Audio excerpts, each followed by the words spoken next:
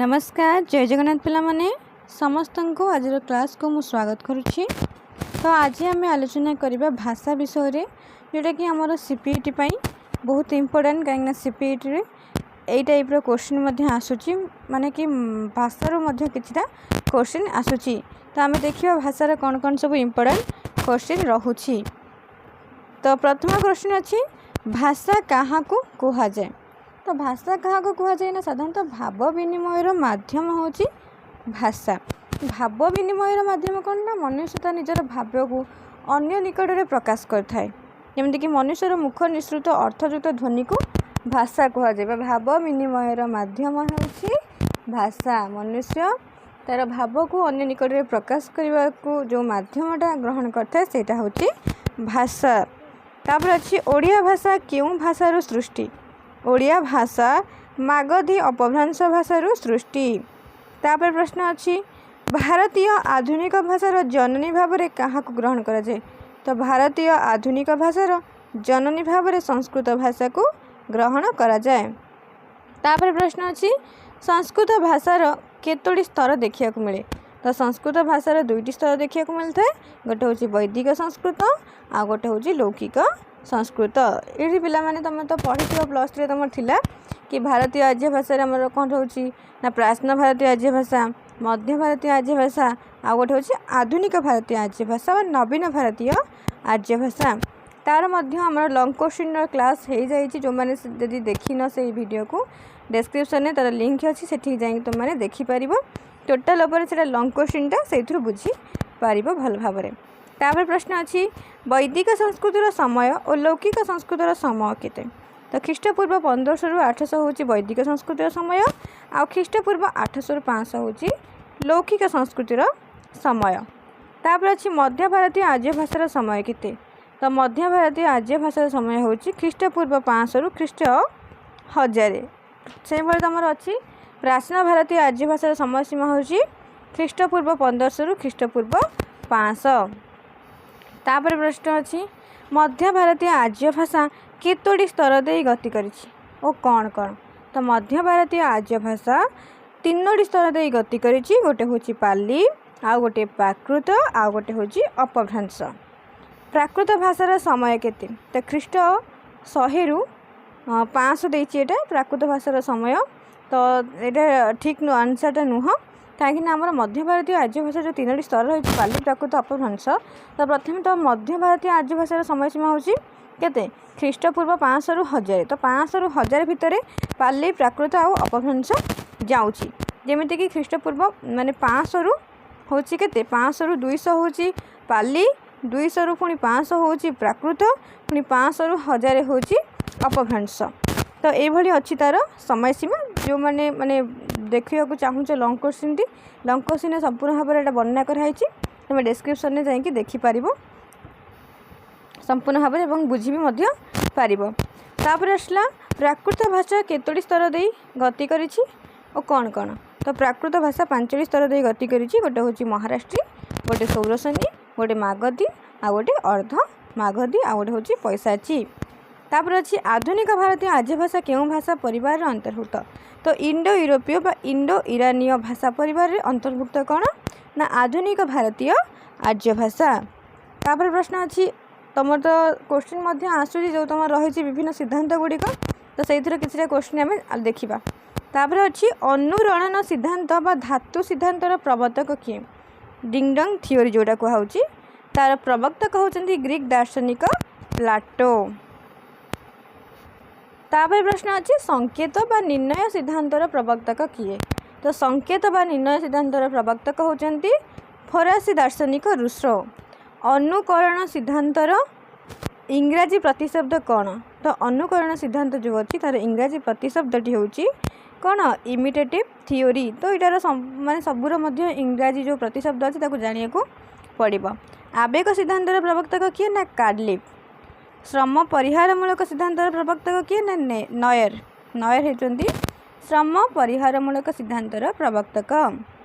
तापर इंगित सिद्धांतर प्रवर्तक किए ना इंगित सिद्धांतर प्रवर्तक होती डॉक्टर राय। तापर संगीत सिद्धांतर प्रवर्तक किए ना ऑटो जेफरसन। ऑटोजेस्पेरेशन होचंती संगीत सिद्धांतर प्रवर्तक। प्रेम सिद्धांतर प्रवर्तक किए ना हडसन। संपर्क सिद्धांतर प्रवर्तक होचंती जी रेबेज होचंती संपर्क सिद्धांतर प्रवर्तक।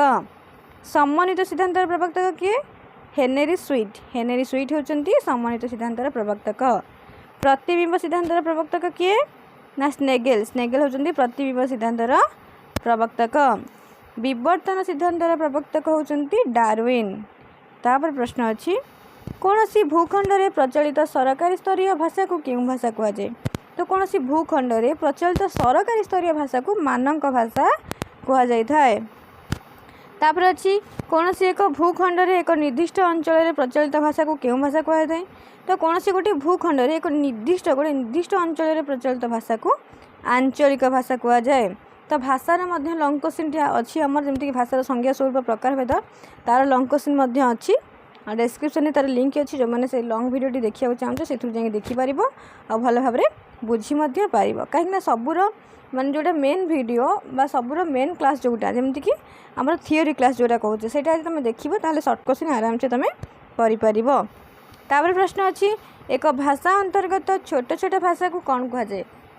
तो एक भाषा अंतर्गत छोट छोट भाषा को उपभाषा कह जाए थाए। तापर प्रश्न अच्छी ओडिशा रे सरकारी स्तर रे प्रचलित भाषार नाम कौन। तो ओडिशा रे सरकारी स्तर रे प्रचलित भाषार नाम होची ओडिया। ओडिया भाषार केतोटी उपभाषा रही और कौन कौन।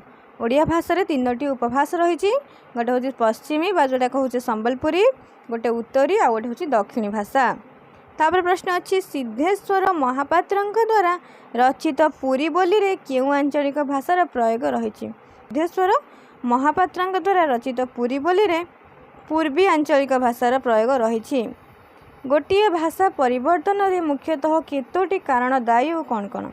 तो गोटे भाषा परिवर्तन हेले से 2टी कारण रोचे गोटे हूँ ध्वनि परिवर्तन गोटे हूँ अर्थर परिवर्तन। यदि ध्वनिर परिवर्तन घटे तेज भाषार कौन हो परिवर्तन घटो जी अर्थर परिवर्तन घटुची ताहले भाषार परिवर्तन घटुची। तापर प्रश्न रोची ध्वनि परिवर्तन केतोटी कारण लिख। तो ध्वनि परिवर्तन केतोटी कारण होची कौन द्रुत उच्चारण श्रवणेन्द्रियर विभिन्नता बलाघात भौगोलिक प्रभाव एमती सब तार कारण गुड़िक रही जहाँफल कि भाषार मध्य परिवर्तन घटी थाए। ध्वनि परिवर्तन केतोटी दिग। तो लोप आगम विपर्यय समीभावन विषमीभावन ये सब हूँ ध्वनि परिवर्तन दिग गुड़िक। तापर अच्छी a comparative grammar of the modern Aryan language of India रचयिता किए ना जॉन बीम्स।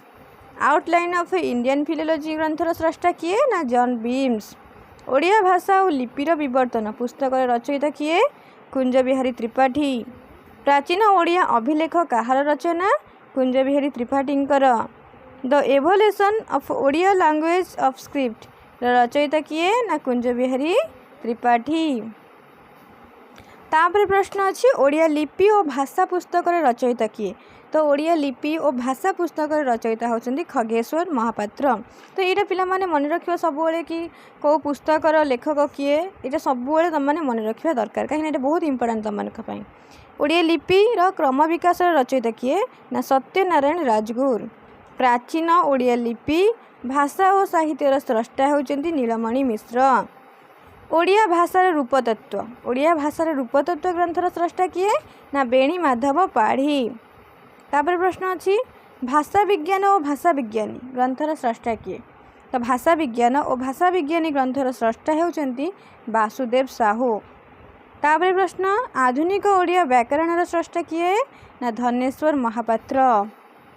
भारतीय आर्य भाषा इंडो यूरोपीय भाषा परिवार क्यों शाखार अंतर्भुक्त ना सप्तम शाखार अंतर्भुक्त होची भारतीय आर्य भाषा इंडो यूरोपीय भाषा परिवार।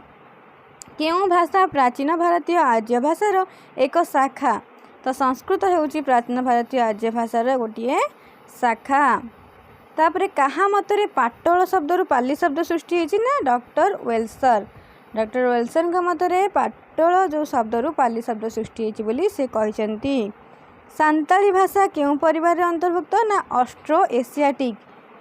तापरे प्रश्न अच्छी भारतीय संविधान अष्टम परिच्छेद रे केतोटी भाषा को स्वीकृति दिया है। तो 22टी भाषा को स्वीकृति दिखाई भारतीय संविधान 8म परिच्छेद रे। मागधी अपभ्रंश सृष्ट भाषा मानक मध्य ओडिया अग्रणी। ए मतटी किए देथिले ना सुनीत कुमार चैटर्जी देथिले कि मागधी अपभ्रंश सृष्ट भाषा मानक मध्य आमर ओडिया होची अग्रणी। तो तापर ये देखि पड़ुथो कहार कोटा बोली आम जानिबा जेमति कि ग्रियर्सनकर होची लिंग्विस्टिक सर्वे ऑफ इंडिया। जॉन बीम्सकर आगुरु कहिची मध्य तांकर होची outline of Indian philology. B C मजुमदारकर होची typical selection from Odia literature. आम सटनकर होची an introductory grammar of Odia language. तापर अच्छी आमर ओडिया भाषा केबे शास्त्रीय मान्यता पाइथिला ना मार्च 11 2014 मसीह आमर ओडिया भाषा शास्त्रीय मान्यता पाइथिला। ओडिशा रे केउं भाषा परिवार रो भाषा व्यवहृत हुए नहीं। ओडिशा रे केउं भाषा परिवार रो भाषाटा व्यवहृत हुए नहीं ना सिनो तिब्बतान जो भाषा परिवार रो भाषा व्यवहृत हुए नहीं ओडिशा रे। तापर प्रश्न अच्छी कि सकराभीर चांडाल शबर द्राविड़ोजा हीनो वनेचरण च विभाश्च नाटक सुता।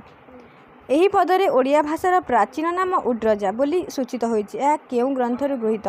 भरत मुनिकर नाट्यशास्त्रमरु गृहीत। तो तापर प्रश्न अछि सांताली भाषा केउं लिपिरे लिखा जाए ना अलिचिक लिपिरे लिखा जाए।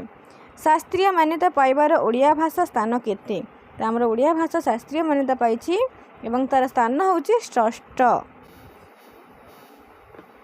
2014 मार्च 11 से शास्त्रीय मान्यता पाइला माने केते तम ना षष्ठतम। शास्त्रीय मान्यता पाइबारे ओडिया भाषार स्थान होछि षष्ठ 2014 मार्च 11।